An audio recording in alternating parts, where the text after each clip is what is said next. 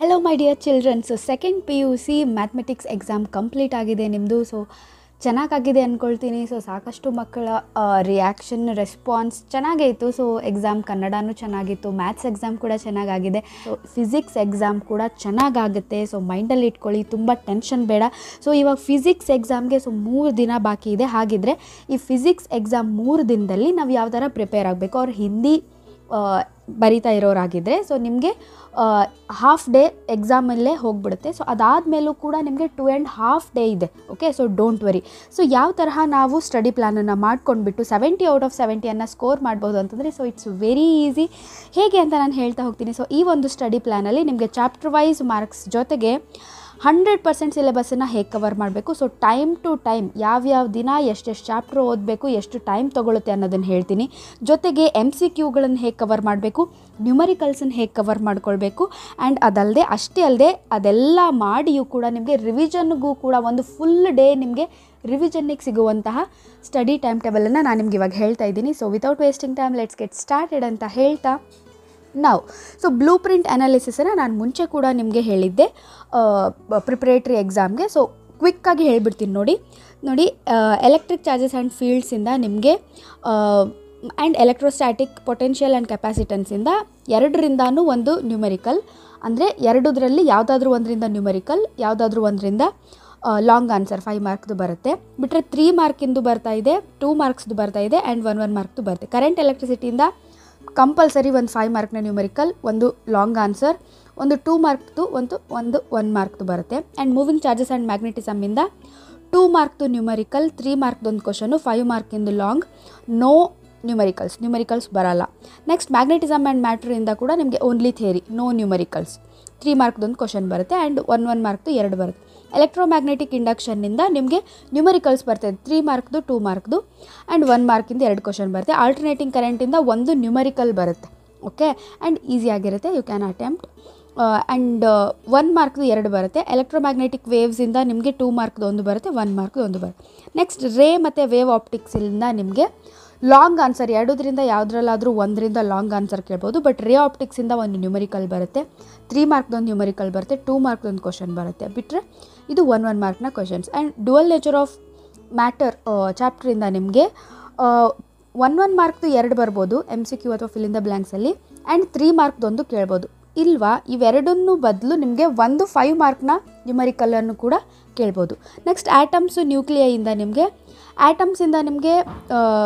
ಒಂದು 2 ಮಾರ್ಕಿಂದಾದರೂ ಕೇಳ್ಬೋದು, ಅಥವಾ 2 or 3ಗೆ ಇದನ್ನು ಕೇಳ್ತಾರೆ. ಆ್ಯಂಡ್ ನ್ಯೂಕ್ಲಿಯೈಯಿಂದನೂ ಕೂಡ ಸೇಮ್ ನಿಮಗೆ ಒಂದು 3 ಮಾರ್ಕ್ನ ಕ್ವಶನನ್ನು ಕೇಳ್ತಾರೆ, ಆ್ಯಂಡ್ 1 ಮಾರ್ಕ್ನ ಕ್ವಶನ್. ಆ್ಯಂಡ್ ಸೆಮಿ ಕಂಡಕ್ಟರ್ ಇದರಿಂದ ನಿಮಗೆ ಒಂದು ಲಾಂಗ್ ಆನ್ಸರ್ 5 ಮಾರ್ಕ್ದು, ನೋ ನ್ಯೂಮರಿಕಲ್, ಒಂದು 2 ಮಾರ್ಕ್ದು ಮತ್ತು 1 ಮಾರ್ಕಿಂದ ಒಂದು ಕ್ವಶನ್ಸ್ ಬರುತ್ತೆ. ಓಕೆ, ಸೊ ಇವಾಗ ನೀವು ಕಂಪ್ಲೀಟಾಗಿ 70 ಔಟ್ ಆಫ್ 70 ಸ್ಕೋರ್ ಮಾಡಬೇಕು ಅಂತಂದರೆ ಸೊ ಯಾವ ತರಹ ಓದಬೇಕು ಅಂತ ನಾನು ನಿಮ್ಗೆ ಹೇಳ್ಬಿಡ್ತೀನಿ. ಸೊ ಫಸ್ಟ್ಗೆ ನೀವು ಫಸ್ಟ್ ಡೇ ಅಂತಂದರೆ 4ನೇ ತಾರೀಕು ಯಾವ್ಯಾವ ಚಾಪ್ಟರ್ಸನ್ನು ಮುಗಿಸ್ಬೇಕು ಅಂದರೆ ನೋಡಿ, electric charges and fields 3 hour ತೊಗೊಳುತ್ತೆ.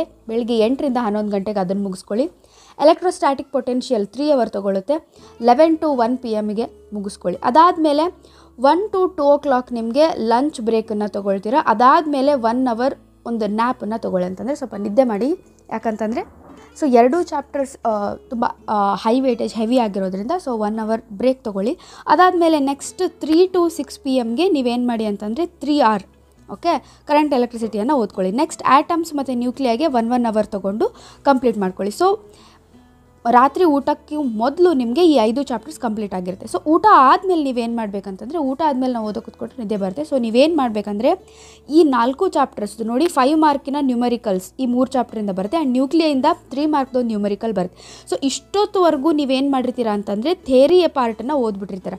ಇವಾಗ ನ್ಯೂಮರಿಕಲ್ಸನ್ನು ಸಪ್ರೇಟಾಗಿ ಸೊ ಬರೀ ನ್ಯೂಮರಿಕಲ್ಸ್ ಈ 4 ಚಾಪ್ಟರ್ಸ್ದು 9ರಿಂದ 11 ಗಂಟೆ, ಸೊ 2 ಅವರ್ಸ್ ನೀವೇನು ಮಾಡಿ ಅಂತಂದರೆ ಈ 4 ಚಾಪ್ಟರ್ಸ್ದು ನ್ಯೂಮರಿಕಲ್ಸನ್ನು ಸಾಲ್ವ್ ಮಾಡ್ತೀರಾ. ಓಕೆ, ಸೊ ನ್ಯೂಮರಿಕಲ್ಸನ್ನು ಹೇಗೆ ಸಾಲ್ವ್ ಮಾಡೋದು ಅಂತಂದರೆ ನೋಡಿ, ಮಾಡೆಲ್ ಕ್ವಶನ್ ಪೇಪರಲ್ಲಿ ಕೊಟ್ಟಿರುವಂಥ ನ್ಯೂಮರಿಕಲ್ಸನ್ನು ಫಸ್ಟ್ ಸಾಲ್ವ್ ಮಾಡ್ಕೊಳ್ಳಿ.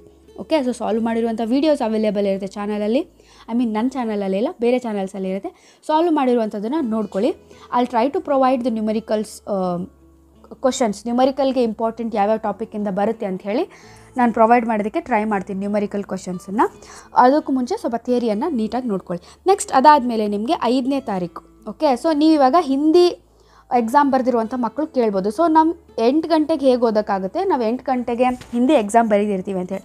ನೋಡಿ ನಿಮಗೆ ಎಕ್ಸಾಮ್ ಮಧ್ಯಾಹ್ನಕ್ಕೆ ಮುಗಿದ್ಬಿಡುತ್ತೆ. ಸೊ ಮಧ್ಯಾಹ್ನಕ್ಕೆ ಊಟ ಆಗಿ ಬಂದ ಮೇಲೆ ನೀವು ಸ್ವಲ್ಪ ಹಾರ್ಡ್ ವರ್ಕ್ ಮಾಡಬೇಕಾಗುತ್ತೆ. ಸೊ ಊಟ ಮುಗಿಸ್ಕೊಂಡು ಬಂದ ಮೇಲೆ ಒಂದು 30 ಮಿನಿಟ್ಸ್ ಬ್ರೇಕ್ ತೊಗೊಂಡು ಬೇಗ ನೀವು ಒಂದು 3 ಗಂಟೆಗೆ ಓದೋದಕ್ಕೆ ಸ್ಟಾರ್ಟ್ ಮಾಡಿಬಿಡಿ. ಓಕೆ, ಸೊ ನೀವೇನು ಮಾಡಿ ಅಂತಂದರೆ ಈ 2 ಚಾಪ್ಟರ್ಸನ್ನು ನೀವು ಮುಗಿಸ್ಕೊಂಡ್ಬಿಡಿ. ಓಕೆ, ಸೊ ಎಷ್ಟಾಗುತ್ತೆ ಅಷ್ಟು ಚಾಪ್ಟರ್ಸನ್ನು ನೀವು ಹಿಂದಿ ಎಕ್ಸಾಮ್ ಮುಗಿಸ್ಕೊಂಡು ಬಂದವರು ಈ 5ರಲ್ಲಿ ಎಷ್ಟಾಗುತ್ತೆ ಅಷ್ಟನ್ನು ಮುಗಿಸ್ಕೊಳ್ಳಿ. ಆ್ಯಂಡ್ ನೀವು ಸ್ವಲ್ಪ 11 ಗಂಟೆ ಬದಲು ಸ್ವಲ್ಪ 12 ಗಂಟೆ 12:30ವರೆಗೂ ಓದಿ ಎಷ್ಟಾಗುತ್ತೆ ಅಷ್ಟು ಚಾಪ್ಟರ್ಸನ್ನು ಮುಗಿಸ್ಕೊಳ್ಳಿ. ಉಳಿದಿದ್ದನ್ನು ನೆಕ್ಸ್ಟ್ ಡೇಗೆ ಓದ್ಕೊಳ್ಳೋರಂತ್ರಿ. ಓಕೆ, ಸೊ ಸ್ಟ್ರೆಸ್ ತೊಗೊಳಕ್ಕೆ ಹೋಗಬೇಡಿ. ಅದು ನಿಮ್ಮ ತಪ್ಪಲ್ಲ, ಹಿಂದಿ ಎಕ್ಸಾಮ್ ಇರುತ್ತೆ. ಸೊ ನೀವು ಆ ಎಕ್ಸಾಮ್ ಬರೆದಿರ್ತೀರ, ಸೊ ಅಲ್ಲಿ ನಿಮ್ಮ ಟೈಮ್ ಹೋಗಿರುತ್ತೆ, ರೈಟ್? ಸೊ ಎಷ್ಟಾಗುತ್ತೆ ಅಷ್ಟು ಓದಿ. ನೆಕ್ಸ್ಟ್ 5ನೇ ತಾರೀಕಿಗೆ ಏನು ಮಾಡಬೇಕಂತಂದರೆ ಮೂವಿಂಗ್ ಚಾರ್ಜಸ್ ಆ್ಯಂಡ್ ಮ್ಯಾಗ್ನೆಟಿಸಮ್ ಮತ್ತು ಮ್ಯಾಗ್ನೆಟಿಸಮ್ ಆ್ಯಂಡ್ ಮ್ಯಾಟರ್, ಈ 2 ಚಾಪ್ಟರ್ಸನ್ನು ಓದಬೇಕು. 3 ಅವರ್ ತೊಗೊಳುತ್ತೆ ಮೂವಿಂಗ್ ಚಾರ್ಜಸ್ಸು. ಸೊ 6 to 8 ಬೆಳಗ್ಗೆ 6 to 8 ಓದ್ತೀರಾ.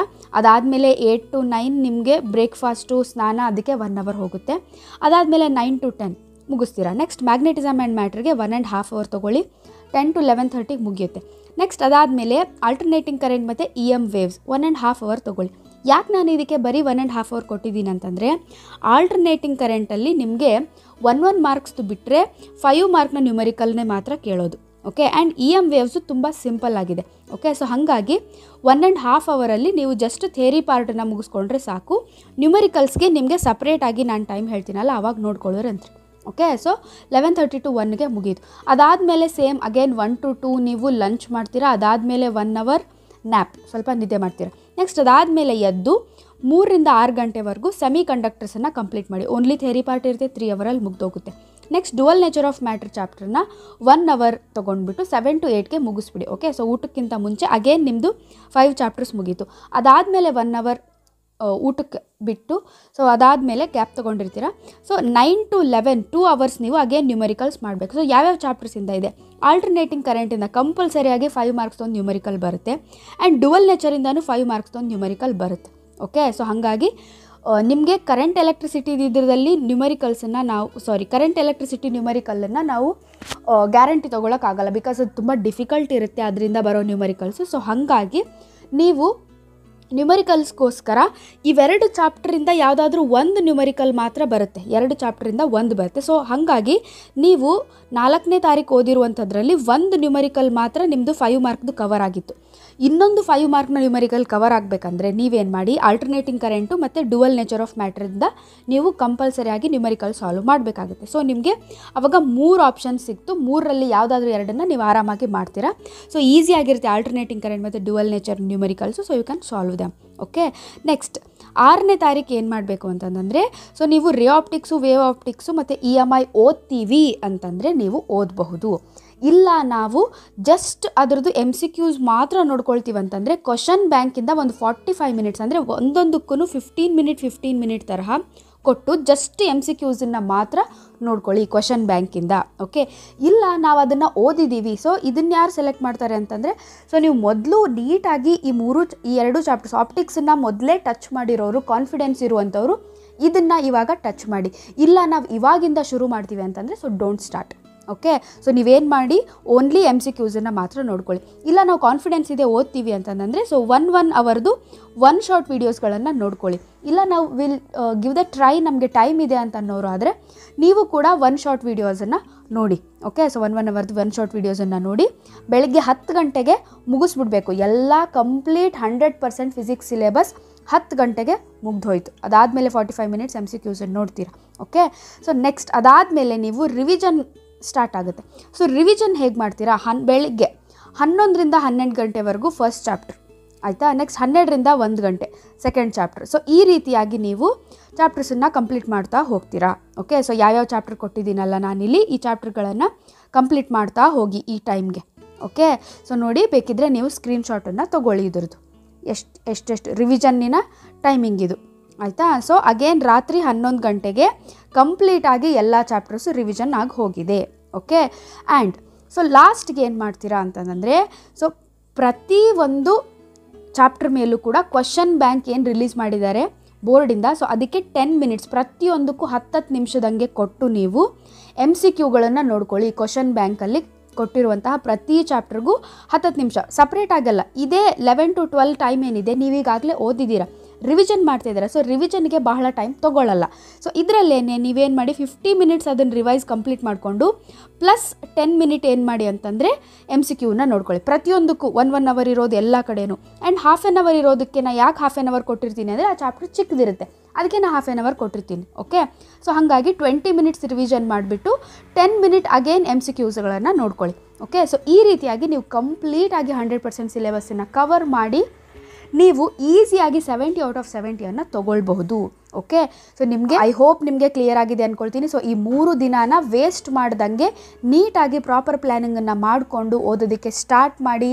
ಹಿಂದಿ ಎಕ್ಸಾಮ್ ಇದ್ದವರು ಕೂಡ ಚಿಂತೆ ಮಾಡಬೇಡಿ. ಸೊ ನೀವು ಕೂಡ ಇದನ್ನು ಫಾಲೋ ಮಾಡಿ ಆರಾಮಾಗಿ 100% ಸಿಲೆಬಸ್ಸನ್ನು ಕವರ್ ಮಾಡಬಹುದು ಅಂತ ಹೇಳ್ತಾ I hope it helps you my dear children. Happy learning, all the very best.